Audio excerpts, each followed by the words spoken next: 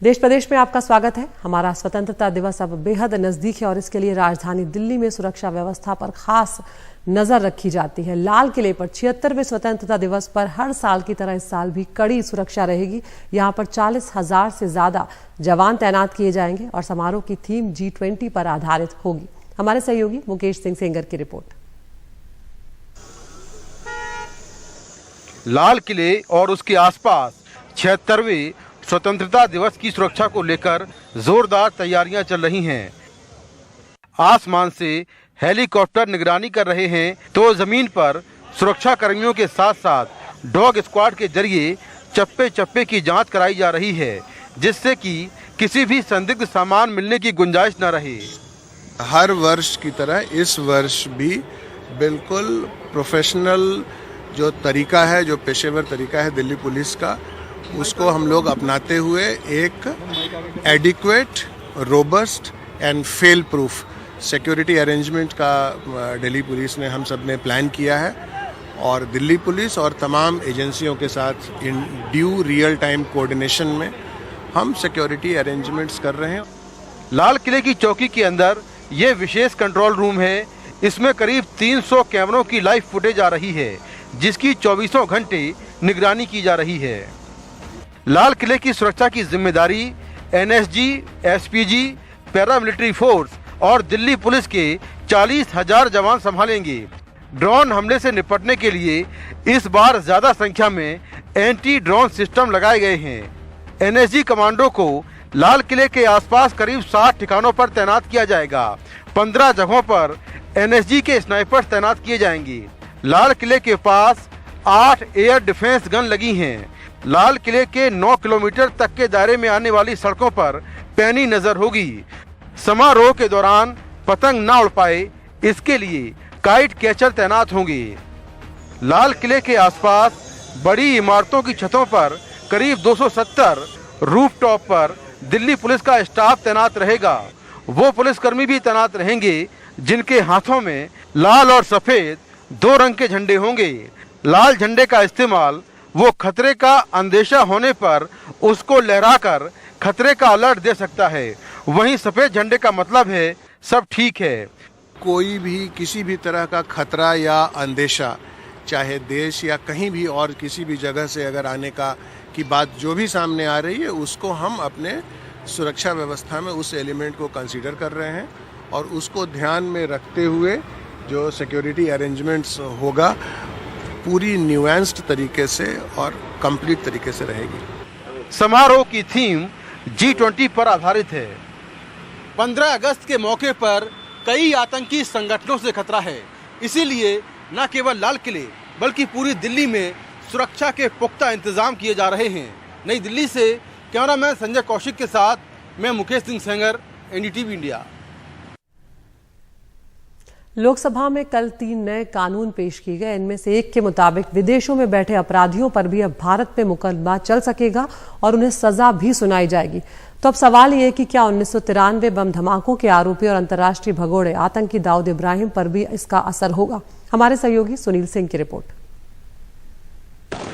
दुनिया में वो कहीं पर भी छिपके सजा सुनाई जाए, मान्यवर, इससे बहुत बड़ा फर्क पड़ने वाला है। और वो सजा के खिलाफ अपील करना है तो न्याय की शरण में आए, अपने आप को भारतीय कानूनों के शरण में, भारतीय कानूनों की शरण में लाए और अदालत के सामने जाए तो हाईकोर्ट में चैलेंज करें। भारत के भगोड़ों में सबसे बड़ा नाम है अंडरवर्ल्ड सरगना दाऊद इब्राहिम का। देश में सबसे बड़े आतंकी हमले 1993 सीरियल बम धमाकों में अब तक 100 से ज्यादा आरोपी दोषी ठहराए जा चुके हैं, जिनमें से याकूब मेमन को फांसी भी हो चुकी है। लेकिन बम धमाकों के मास्टरमाइंड दाऊद इब्राहिम पर आज तक मुकदमा तक नहीं चल पाया है।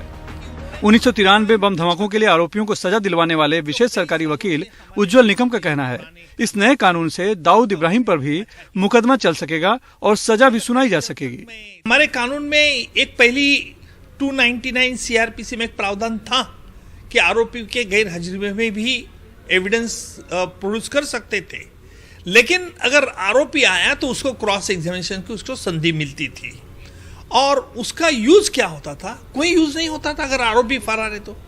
लेकिन मुझे लगता है कि ये नया जो बिल हमारे केंद्रीय गृह मंत्री जी ने इंट्रोड्यूस किया है, उसके वजह से आज हम उसके खिलाफ सिर्फ ट्रायल नहीं तो कोर्ट उसे सजा भी दे सकती है। सवाल है, सजा तो सुना दी जाएगी, लेकिन उसका फायदा क्या होगा? उज्जवल निकम का कहना है कि सजा होने से भगोड़े आरोपी का स्टेटस संदिग्ध से बदलकर दोषी हो जाएगा और उसका प्रत्यार्पण करवाने में आसानी होगी। मुझे लगता है कि ये नई जो प्रावधान कानून में ला रही है सरकार, उससे इसको एक अच्छी तरह से एक काउंटर चेक होगा और जिसके तहत फॉरेन गवर्नमेंट को भी ये सोचना होगा कि जो भारत की न्याय प्रणाली ने अपराधी करके घोषित किया है उसको हमने क्यों पनाह लेना और फिर उसकी सुनवाई क्यों करना। पूर्व आईपीएस पीके जैन का कहना है कि अभी तक विदेश में छिपे आरोपियों को पकड़कर लाने और मुकदमा चलाने का दबाव अभियोजन पक्ष पर रहता था, लेकिन अब उस भगोड़े आरोपी पर होगा।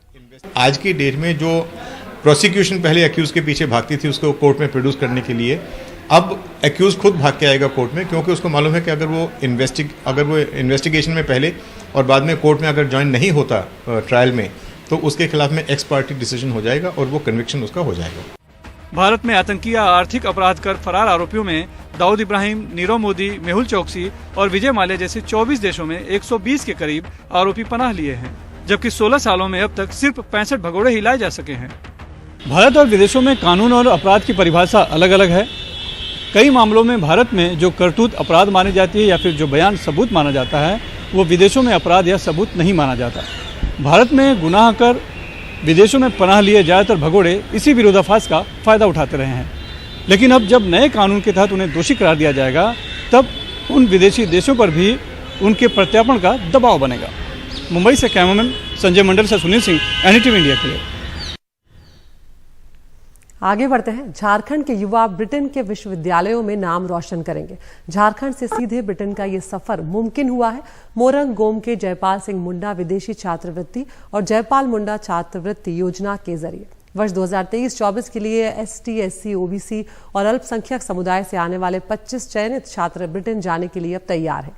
देखिए हमारे सहयोगी हरिवंश की ये खास रिपोर्ट। हसन अल बन्ना के लिए एक सपना सच होने जैसा है, क्योंकि उन्होंने विदेश से कानून की ऊंची डिग्री हासिल करने के बारे में कभी नहीं सोचा था। उनका चयन ब्रिस्टल यूनिवर्सिटी में हुआ है। हसन का कहना है कि सरकार की पहल अनुसूचित वर्ग में नेतृत्व को बढ़ावा देगी। जीवन संघर्ष से भरा रहा। उनके पिता एक छोटी सी दुकान चलाते हैं। हसन की प्रारंभिक शिक्षा मदरसा रांची से हुई। वे रांची के मल्लाह टोली के रहने वाले हैं। ये तीसरा बैच है जो 25 लोगों का अभी पढ़ने के लिए फॉरेन की यूनिवर्सिटीज़ में जा रहा है, जो कि एक नेक्स्ट अंडर प्रिविलेज्ड कम्युनिटीज़ के अंदर में एक लीडरशिप जो पैदा करने की बात की गई है, वो इस स्कीम के जरिए से वो फुलफिल होता है। प्रफुल्ल किरण केरकेट्टा की कहानी भी हसन जैसी ही है। उनकी मां एक आंगनबाड़ी सेविका हैं और पिता खेती करके अपना गुजारा करते हैं। अब वो अपने सपने को पूरा करने के लिए गुमला के टिनलेस टाउन से यूके जा रही हैं। उनका कहना है कि अगर उन्हें मौका मिला तो राज्य के लिए अपना योगदान देने से वो कभी पीछे नहीं हटेंगी। आगे मैं बहुत सारे ऑर्गेनाइजेशंस के साथ काम करना चाहती हूँ, profitable, non profitable, WHO, UNICEF जैसे ऑर्गेनाइजेशंस के साथ।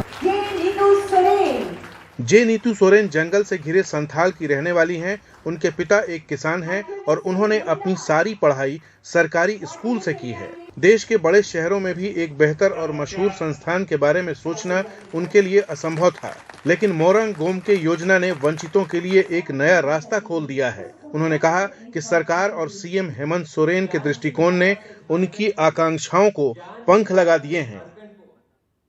जो मैं कभी सोच भी नहीं सकती थी कि मैं फॉरेन जाके अपने मास्टर्स कंप्लीट कर सकूँगी, अपने सपनों को सच कर सकूँगी।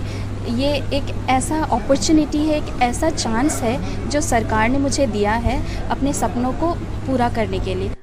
झारखंड के मुख्यमंत्री हेमंत सोरेन ने बताया कि झारखंड को भले ही पिछड़ा राज्य माना जाता है, लेकिन यहाँ की मिट्टी के बेटे बेटियों को आगे बढ़ने का अवसर मिलेगा। छात्राओं की मदद के लिए कई योजनाएं चलाई जा रही हैं। उन्होंने कहा कि बहुत जल्द सरकार दुनिया के अलग अलग हिस्सों में मौजूद 100 विश्वविद्यालयों में PhD, MPhil, पोस्ट डॉक्स करने के लिए शुरू करने की योजना बना रही है।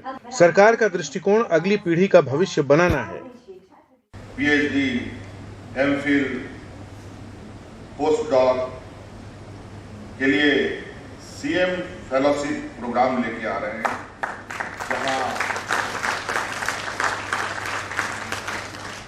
दुनिया के 100 विश्वविद्यालयों में नामांकन देने का सरकार जिस तरीके से इसमें स्कॉलरशिप में खर्च वहन कर रही है। 3 साल पहले शुरू की गई मोरंग गोमके योजना के तहत 2021-22 में 6, 2022-23 में 19 और 2023-24 में 25 छात्रों को भेजा जाएगा। सरकार मोरंग गोमके जयपाल सिंह मुंडा विदेशी छात्रवृत्ति कार्यक्रम के तहत सभी उम्मीदवारों की पढ़ाई, भोजन, रहने और यात्रा पर होने वाले खर्च को उठाएगी। झारखंड सरकार ने बिना कोई शर्त रखे ऐसा किया है। किसी भी छात्र को ऐसे किसी बॉन्ड पर हस्ताक्षर करने के लिए नहीं कहा गया, जिसमें पढ़ाई के बाद उन्हें निर्धारित अवधि तक झारखंड में काम करना होगा। रांची से हरिवंश शर्मा की रिपोर्ट, एनडीटीवी इंडिया।